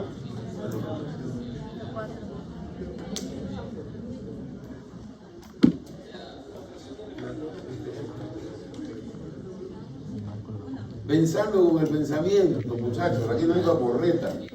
El que no ha venido a la clase va a querer aprender de vaporeta de las láminas. Ustedes piensen. ¿Ah? La contracción de la arteriola aferente produce ¿qué cosa? La contracción de la eferente produce aumento de la filtración glomerular. ¿Está bien? Si yo quiero aumentar la filtración glomerular, ¿qué tengo que hacer? O relajo la arteriola aferente o contraigo la arteriola eferente. ¿Está bien? ¿Cuál es la respuesta entonces? La B. Ya conocen el sistema, la 1 y la 3, perfecto. Perfecto, está muy bien. Está bien, perfecto. Muy bien, muchachos. Oye, no, estoy contento. ¿Eh? Sigan viniendo ustedes nomás, que el resto no venga. Ya. Y entonces, ¿qué tenemos? Que el volumen del filtrado glomerular se mantiene estable a pesar de la fluctuación de la presión arterial. A ver. Acá. ¿Qué hemos dicho? Que si se modifica la presión hidrostática o la presión arterial, yo voy a modificar mi presión de filtración y por lo tanto va a aumentar o va a disminuir mi filtrado glomerular. Pero el riñón tiene un mecanismo de autorregulación y por eso regreso a esta lámina aquí para que tenga sentido la lámina. ¿Cuál es la lámina que tiene que tener sentido? Ya me pasé cuál es. La lámina que tiene que tener sentido. Acá.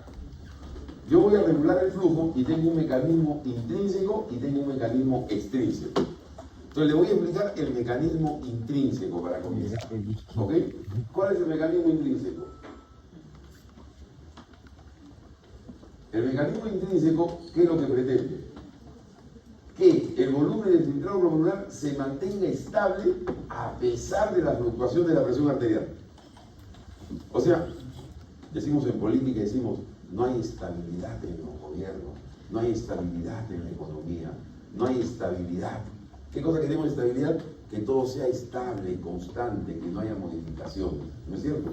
Entonces, cuando yo digo aquí que yo quiero mantener la presión de filtración estable a pesar de los cambios de la presión arterial, mi moneda está estable, el dólar sigue tocando 3.80 a pesar de la guerra de Ucrania, de todas las guerras, mi presión está estable. Lo mismo es acá. La presión de filtración se va a mantener estable y constante a pesar de los cambios que tenga la presión arterial. ¿Ok? Entonces miren ustedes la explicación que vamos a dar. Y eso se denomina autorregulación. Miren, acá tengo, en esta lámina puedo representar el flujo sanguíneo renal o puedo representar el volumen de filtración glomerular. Y aquí voy a tener la presión arterial media. Entonces miren, ese flujo renal o ese filtrado glomerular de este gen se va a mantener estable en todo este nivel, a pesar de las modificaciones, de la presión arterial. De aquí hasta acá, ¿qué presión es esta? De 80 a 130 milímetros de mercurio de la arterial media. A pesar de esta modificación de 80 a 130 milímetros de mercurio de la presión arterial media, mi volumen de filtrado glomerular se mantuvo estable en mi flujo plasmático en 625 centímetros cúbicos por minuto y mi filtrado glomerular en 125 centímetros cúbicos por minuto. O sea que me cambié el asunto. ¿Qué cosa dije primero? Que si se modifica la presión, se modifica el filtrado glomerular. Sí, pues, así debería ser. Pero el riñón lo mantiene estable. Se llama autorregulación. Y eso no ocurre. No ocurre en ese gran rango de presión arterial. Entre 80 y 130 de presión arterial media. No estoy hablando de sistólica ni de diastólica, de presión arterial media. ¿Ok? Cuando me baja la presión arterial media, entonces ya por debajo de 80 media comienza a bajarme el flujo plasmático y comienza a bajarme el volumen de filtrado glomerular. ¿Estamos?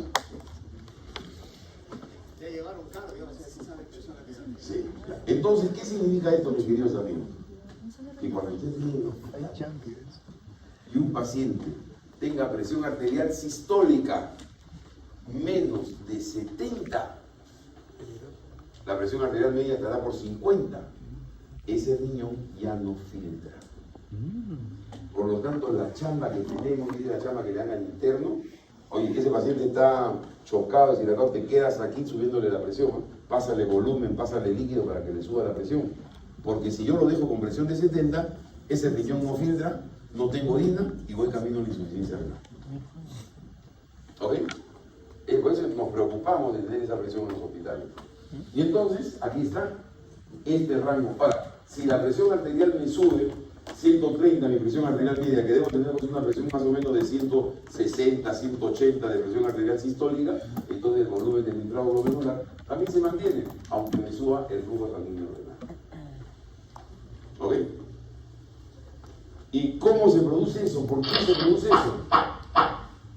Y ahí está el concepto. Se mantiene el mismo volumen de filtrado con variaciones de 60 a 130 milímetros de mercurio de presión arterial media. Esto ocurre con los riñones. Yo saco el riñón del cuerpo, lo denervo y lo sigo haciendo funcionar, se sigue cumpliendo la norma, o sea que el proceso está en el riñón. ¿Ok? Y son dos mecanismos: balance túbulo glomerular, reflejo miogénico. Vamos a comenzar con el reflejo miogénico.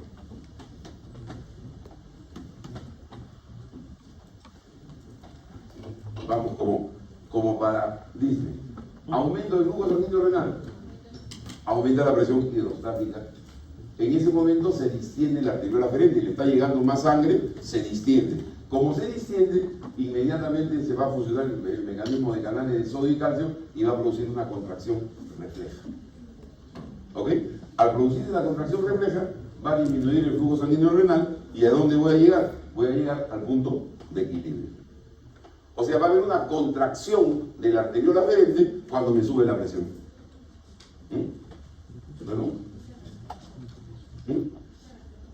Esto se llama reflejo miogénico, porque está ocurriendo en el músculo de la arteriola aferente. Ustedes me van a decir, oiga, profe, ¿usted no dijo que ahí estaban haciendo las células glomerulares? Sí, ahí están haciendo las células glomerulares, pero no todo el trayecto. Hay una parte donde hay células musculares lisas y las otras que se van a contraer. ¿No es cierto? Entonces, esa es la razón del reflejo miogénico. O sea, este es un mecanismo intrínseco, aquí no ha participado nadie de afuera. Mecanismo intrínseco, el reflejo miogénico. Si me sube la presión, se contrae la arteriola aferente y se acabó el asunto. ¿Ok? Porque ya hemos visto que al contraer la arteriola aferente disminuye el filtrado glomerular. Seguimos. Ahí está, se contrae la arteriola aferente y por ende disminuye la presión de filtración y disminuye el volumen de filtrado glomerular. Entonces, aumenta la presión arterial, aumentaría el flujo sanguíneo, distensión de la arteriola aferente, reflejo miogénico, constricción de la arteriola, aumento de la resistencia a ese nivel. Por lo tanto, disminuye el flujo. Al disminuir el flujo, ¿no?, va a hacer el equilibrio del flujo. Por aumento de la presión, aumenta el flujo, pero por este mecanismo disminuye el flujo y entonces ahí produjo el equilibrio. ¿No es cierto? ¿De acuerdo? Madre, ¿me has entendido? ¿Sí? Perfecto. ¿Quién otro tengo por ahí que de repente no me entiende? Yo te veo la cara nomás y con eso me doy cuenta. Hija, ¿me has entendido? ¿Me has entendido? Sí, perfecto. Listo, seguimos. Si me disminuye la presión arterial, disminuirá el flujo. ¿Pero qué va a pasar? No hay distensión de la arteriola aferente, el reflejo miogénico hace que haya dilatación de la arteriola, disminuye la resistencia, aumenta el flujo y ya produjo el equilibrio. Todo el resto. ¿No es cierto? O sea, ¿cuál es la palabra coloquial para esto? Es darle la contra, ¿no? Si me aumenta el flujo, tengo que disminuirlo. Si me disminuye el flujo, tengo que aumentarlo. Si yo quiero disminuir el flujo, contraigo el aferente. Si quiero aumentarlo, relajo el aferente. Ese es el reflejo miogénico. ¿Ok? Perfecto. Luego tenemos el otro que se llama reflejo túbulo glomerular intrínseco. Es también intrínseco. Miogénico y túbulo glomerular son los intrínsecos. 4 y 31. Tenemos 1:30. Ya. Aquí va a funcionar el aparato yuxtaglomerular, mácula densa y células yuxtaglomerular. ¿Ok? Células especializadas en la pared del túbulo contorneado distal, túbulo colector, ahí donde termina esto. ¿Ok? ¿Y qué son esas células? Son sensores, hasta ahora no habíamos dicho las funciones, son sensores de cloruro de sodio, son sensores de cloro y de sodio. ¿Ok? Y y las células yuxtaglomerulares, que son de la arteriola aferente y que secretan renina y eritropoyetina. ¿Qué pasa? ¿Qué pasa? A ver. Aquí está el mecanismo, después lo vemos. A ver. Nada, tengo que explicar. Ahí está. Miren, miren la explicación así. Disminuye el filtrado glomerular. Por lo tanto, si hay menor volumen de filtración, va a haber menor carga tubular de cloruro de sodio. Tendrá la misma concentración, pero la carga tubular será menor.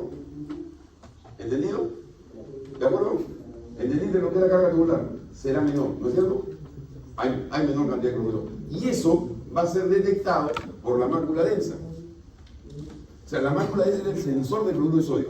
Si viene poco cloruro de sodio, poca carga tubular de cloruro de sodio, lo detecta. Y entonces, en ese momento, le pasa el talán, le pasa el Yara, le pasa el vivo, lo batean a la célula yuxtaglomerular. Y la célula yuxtaglomerular con eso, ¿qué va a secretar? Renina. Y al secretar renina va a activar la angiotensina. Y al activar la angiotensina va a contraer la arteriola eferente. Y al contraer la arteriola eferente, ¿qué tengo? ¿Aumento o disminución de la presión de filtración? ¿Ah? Aumento de la presión de filtración. Y entonces al aumentar la filtración, aumenta el filtrado glomerular y produce el equilibrio. ¿Ok? Entonces, ¿cuál es la función de la mácula densa? La detección de los niveles absolutos, carga tubular de cloro y de sodio. Porque si detectar el porcentaje de la concentración, no va a encontrar variación, pues. ¿No es cierto? Porque la concentración es la misma. Tiene que trabajar sobre la carga filtrada, sobre los valores absolutos. Ahora sí lo entendimos. ¿Sí? Perfecto.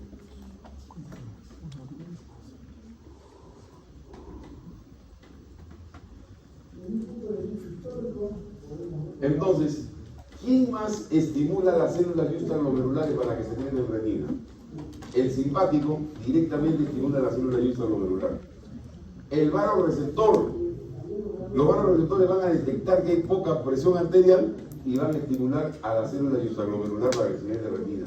Y la mácula densa frente a la disminución de la carga de cloruro de sodio en el túbulo contorneado distal. Y ya saben ustedes lo que hace la renina, ¿no?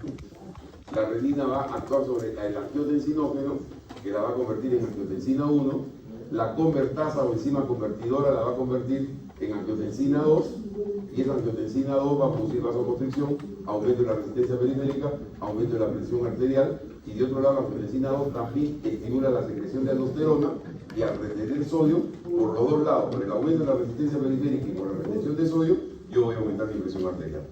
Eso ya lo he trabajado en cardiovascular, así que ya no tengo que insistir. Enrique ahí le habrá dicho, yo soy hipertenso, ¿qué medicina tomo? Tomo los sartán, como seguramente más de uno de los papás de ustedes. ¿Y cuál es la función de los sartán?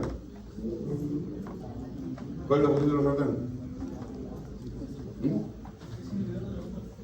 ¿Inhibidor de qué?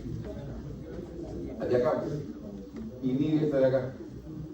Al inhibir esta de aquí, no formo angiotensina 2. Al no haber angiotensina 2, ni me aumenta la presión, no aumenta ni la resistencia periférica, ni retengo tanto sodio, y por eso mi presión baja. Ahí está, aquí está todo. Muchachos, la medicina es fácil. Solamente hay que conocer los principios y luego pensando con el pensamiento. Todo es lógica. La paporreta no funciona. Entonces, ahora van a leer su libro, tienen que el sábado y domingo. Aprovechen la clase que está fresquecita. De una vez volteense el capítulo sábado y domingo, hagan sus resúmenes, sus láminas, sus esquemas y entiendan bien todo este mecanismo. Listo, seguimos. Ahí está. Vamos. A ver, entreténganse. Es como le gusta la preguntita, ¿no? ¿Ah? Entreténganse.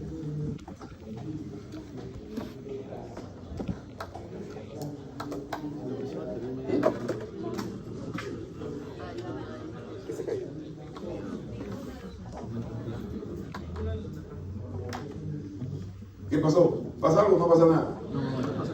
¿Pasa algo o no pasa nada? Nada porque tenga el rango. ¿Respuesta cuál es?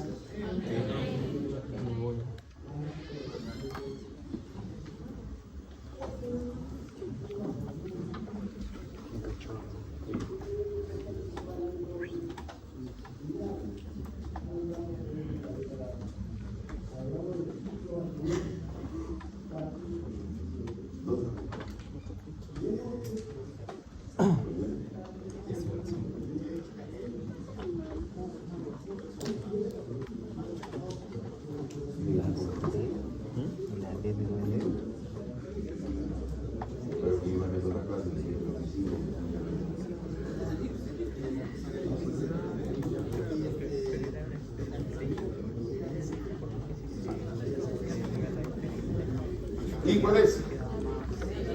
¿Ah?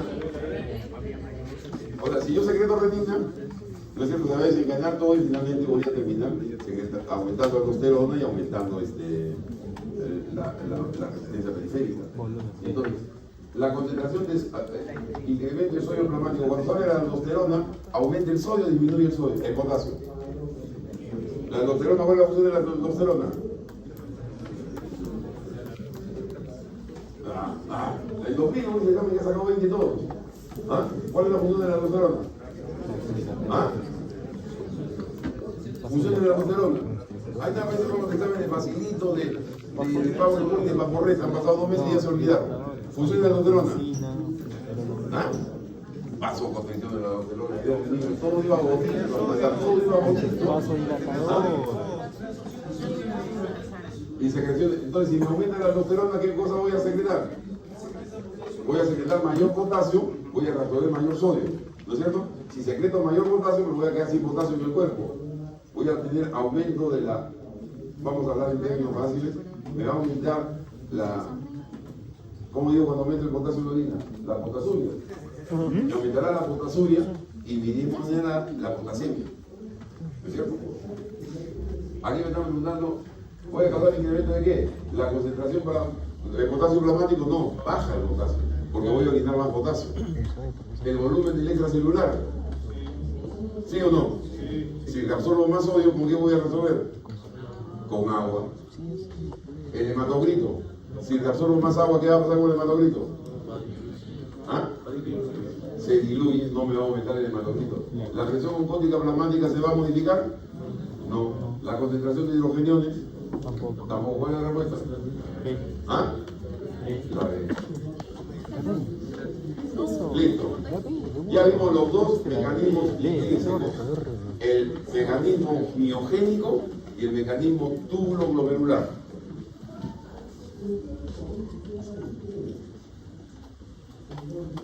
Vamos ahora a las hormonas. Mecanismo intrínseco porque todas estas son hormonas que vienen de otro sitio. ¿Ok? El simpático, la angiotensina, bueno, van a ser vasoconstrictores, ya los conocemos. Pero miren todos los vasodilatadores que sobre todo se presentan en las enfermedades. Vasodilatadores del flujo, que van a producir aumento del flujo renal por vasodilatación.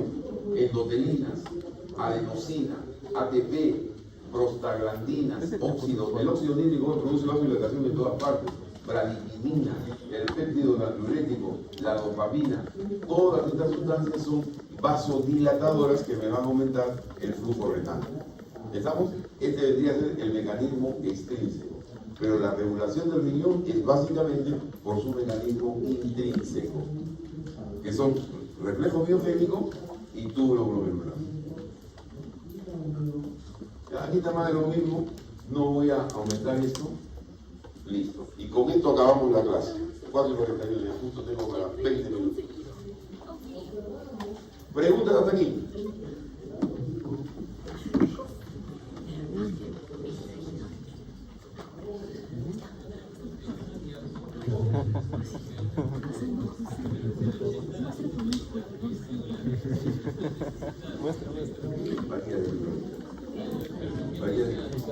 Nunca te voy a preguntar algo que varíe. ¿Ok? ¿Vamos? Depuración de creatinina. A ver. Todo esto que le he dicho es la teoría, ¿no? Todos los datos, vamos de miedo y todo. Pero ya estoy con el paciente. Ahí está el paciente chavo. Y yo necesito saber cómo está funcionando su riñón. ¿Ok? Eso es lo que yo necesito saber. Oye, ¿cómo? O sea, ahorita todos los que somos de la tercera edad, nuestro riñón comienza a funcionar bien. ¿Ok? Tiene menor filtrado glomerular. Menor filtrado glomerular. Y entonces, cuando me dan a mí algunas medicinas, por ejemplo, me van a poner antibióticos, gentamicina, metacina, que se eliminan por el riñón, yo tengo que medir su dosis, porque si yo tengo baja función renal, se van a acumular, y cuando se acumulan en el organismo la gentamicina y la metacina, producen trastornos. Entonces, yo cuando tengo un viejito, tengo que regular su dosis en función de su función renal. Entonces, yo tengo que saber, oye, ¿cómo está este señor? ¿Ok? Y entonces viene aquí el concepto. La forma de medir la función renal, ¿no?, es a través de la depuración de creatinina. ¿Y cuál es el paso más importante para la formación de orina? ¿Cuál es el paso más importante? La filtración. Entonces, si yo mido la filtración, ¿qué estoy midiendo en verdad? Estoy midiendo la función renal. ¿No es cierto? Entonces, la depuración de creatinina, esto que vamos a ver, tiene por función medir el filtrado glomerular, medir cuánto se filtra. Y al decir cuánto se filtra, yo estoy midiendo la función renal. Por ejemplo, ¿cuál debe ser el filtrado glomerular por minuto normal? Y si yo estoy filtrando 60, ¿qué cosa me pueden decir? Que mi función renal, ¿en qué porcentaje está? El 50%. ¿Ok? ¿Quién me va a decir que tengo 50%? La depuración de creatinina. Esa es la razón de conocer esto de la depuración de creatinina. Entonces vamos. A ver. Yo entro a una tienda con 100 soles. ¿Ok? ¿Estamos? Y en el camino voy gastando y termino con 20 soles. ¿Cuánto gasté? 80, ¿no es cierto? Entonces yo tenía los 100 soles, tenía 100 huequitos y en cada huequito tenía un sol. 100 bolsillitos y en cada bolsillito tenía un sol. Entré entonces con mis 100 bolsillitos, todos llenecitos de un sol. Gasté 80. Cuando llegué acá, ¿cuántos bolsillitos me quedaron vacíos? ¿Cuántos bolsillitos me quedaron vacíos? 80. Esa es la depuración de creatinina. La cantidad de plasma que quedó libre de creatinina al pasar por el riñón. Mejor dicho, la cantidad de bolsillos que quedaron libres después de pasar por el mol. ¿Está bien? ¿No me entendiste? ¿Sí? ¿Entendido? ¿Me entendiste o no? ¿Sí? Listo. Eso es la cantidad de plasma que queda libre de una sustancia después de haber pasado por el riñón. ¿Ok? Entonces vamos a ver cómo se mide eso. Es la cantidad de sangre que queda libre de una sustancia, en este lugar de creatinina, luego de pasar por el riñón en un determinado tiempo, en un minuto. Usualmente al minuto. Otro nombre que lo vamos a encontrar en el libro, depuración. El nombre que más me gusta es aclaramiento. ¿Cuánto de plasma quedó aclarado de esa sustancia? Libre de esa sustancia, sin esa sustancia. Y el término en inglés es clearance. Entonces, aquí pasaron en un minuto 500 centímetros cúbicos de plasma y cada 100 centímetros cúbicos tenían un gramito de sustancia ahí. Después de pasar por el filtrado glomerular, 3 sustancias de esas, ¿y cuántas me quedaron? Me quedaron 3 libres de la sustancia. Esa es la depuración. Al salir del riñón, 300 centímetros cúbicos de plasma quedaron limpias o depuradas de la sustancia X. ¿Ok? Ese es el concepto de depuración. Claro. Listo. Ya no va a ser algo igual. Y entonces, esta es la depuración. La fórmula para encontrar el aclaramiento es esta, donde U es la concentración de la sustancia en la orina, de la sustancia que voy a estudiar, en este caso es la creatinina, concentración de creatinina en la orina, y P es la concentración de orina en el plasma, y B es el volumen urinario en ese minuto. ¿Ok? ¿Estamos? No voy a entrar a explicar cómo se deduce la fórmula. No. Ahí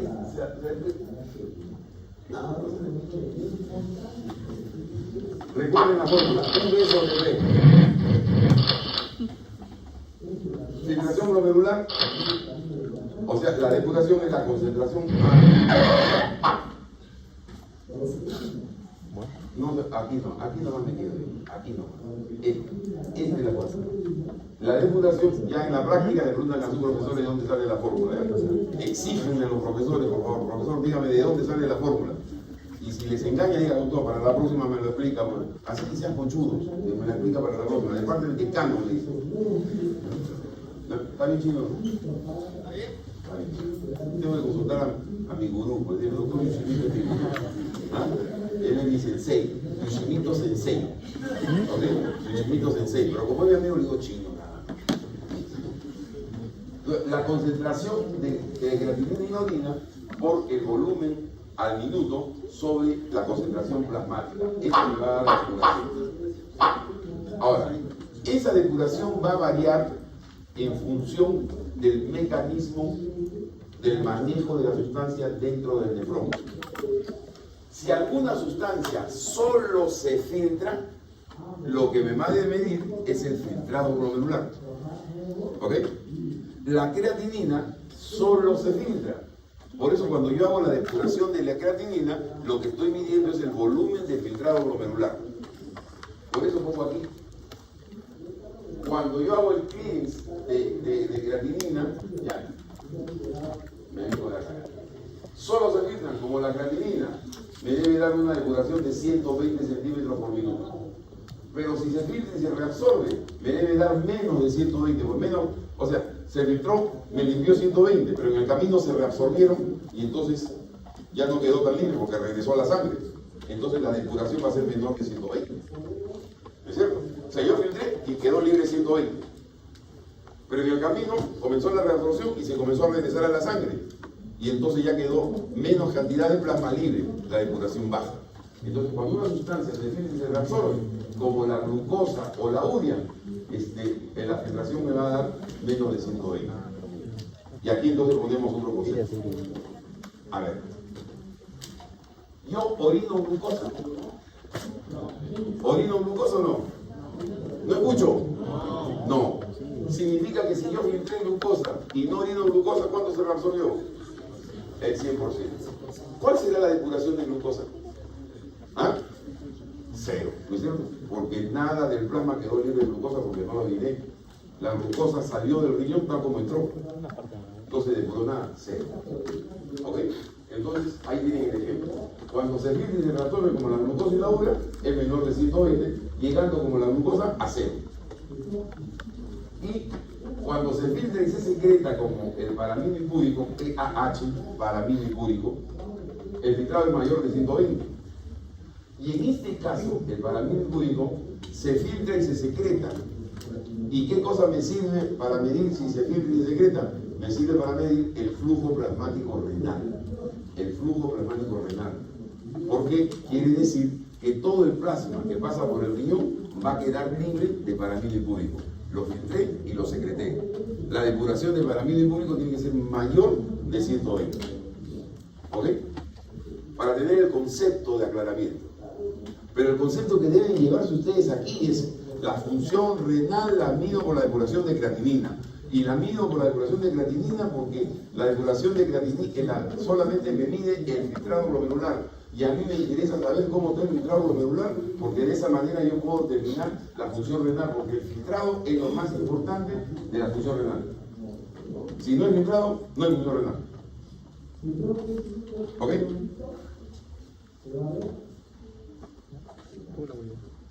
Ya es más de lo mismo, ya está, ya es lo mismo, ya. Acá vienen estos ejemplos. Glucosa se reabsorbe el 100%, su depuración es 0. La urea se filtra, se secreta y se reabsorbe, su depuración es 90. La inulina es el equivalente a la creatinina, solamente miden los filtrados. La inulina ni se reabsorbe ni se secreta, solamente se filtra, como la creatinina. Por lo tanto, aquí yo puedo haber puesto inulina o creatinina, solo se filtra 125. Y el paramino hipúrico se filtra y se secreta, no se reabsorbe. Por lo tanto, la sangre, el plasma queda limpio de paramino hipúrico cuando pasa. Su filtración es 625. ¿Qué es el plasma que pasa normalmente por el riñón por minuto?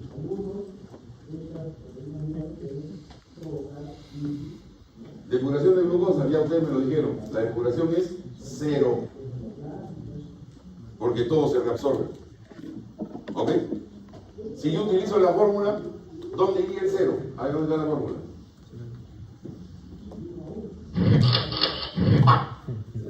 ¿Dónde iría el 0? ¿Dónde iría el 0? ¿No escucho? En la U. 0 por B, 0. 0 entre B, 0. ¿No es cierto? Se acabó. Ya, ya mismo Walt Disney, ya no mucho Walt Disney. Ahí está lo que le gusta a la gente.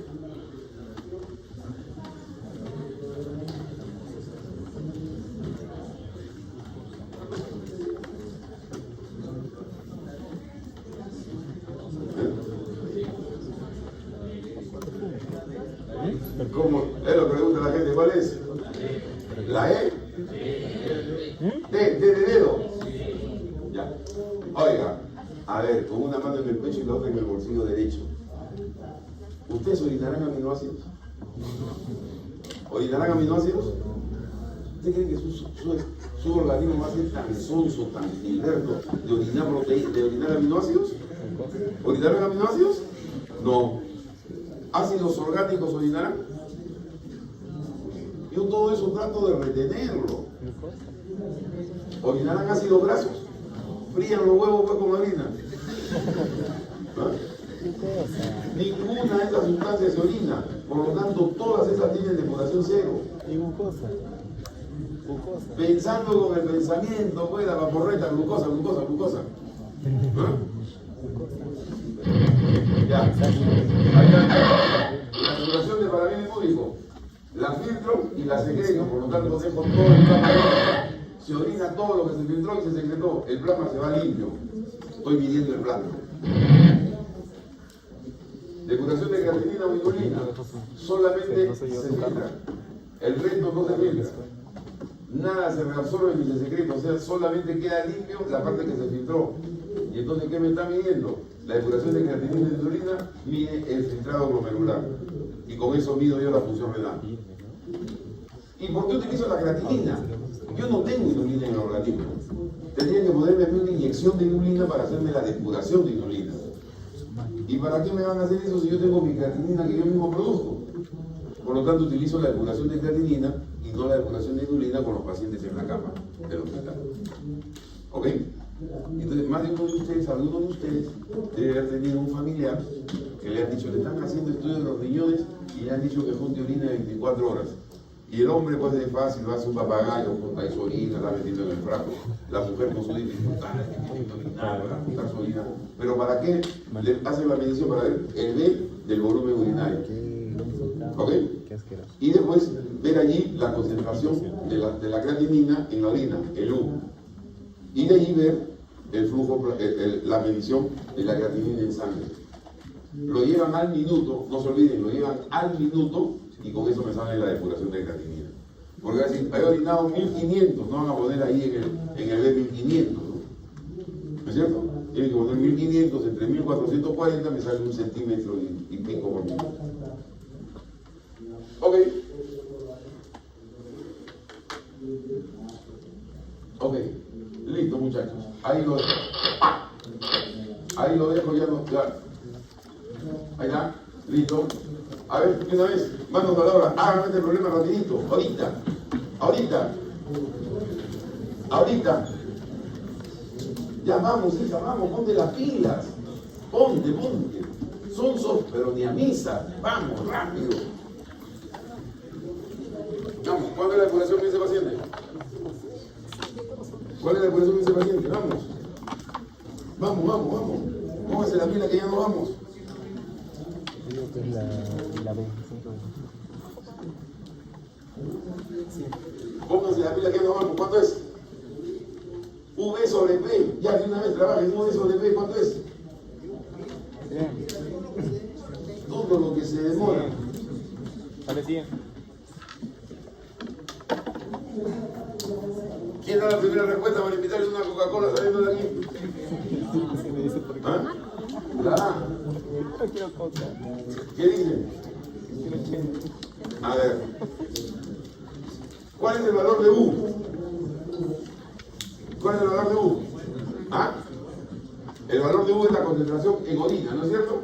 50 miligramos por ciento. ¿Cuál es el valor de B? 102. Ahí están sonazos. 2 es el valor, porque eso es 120 por hora. Por minuto es 2. Entonces es 2 por 50. Van 100. ¿Y cuánto es el B? 1. 100 N entre 1, ¿cuánto es? Bien. Sí, ya está, listo. ¿Ah? Ya, ponle pausa. ¿Está bien? No, que tal sea algo interesante. Oh, sí. ¿Está bien o no está bien?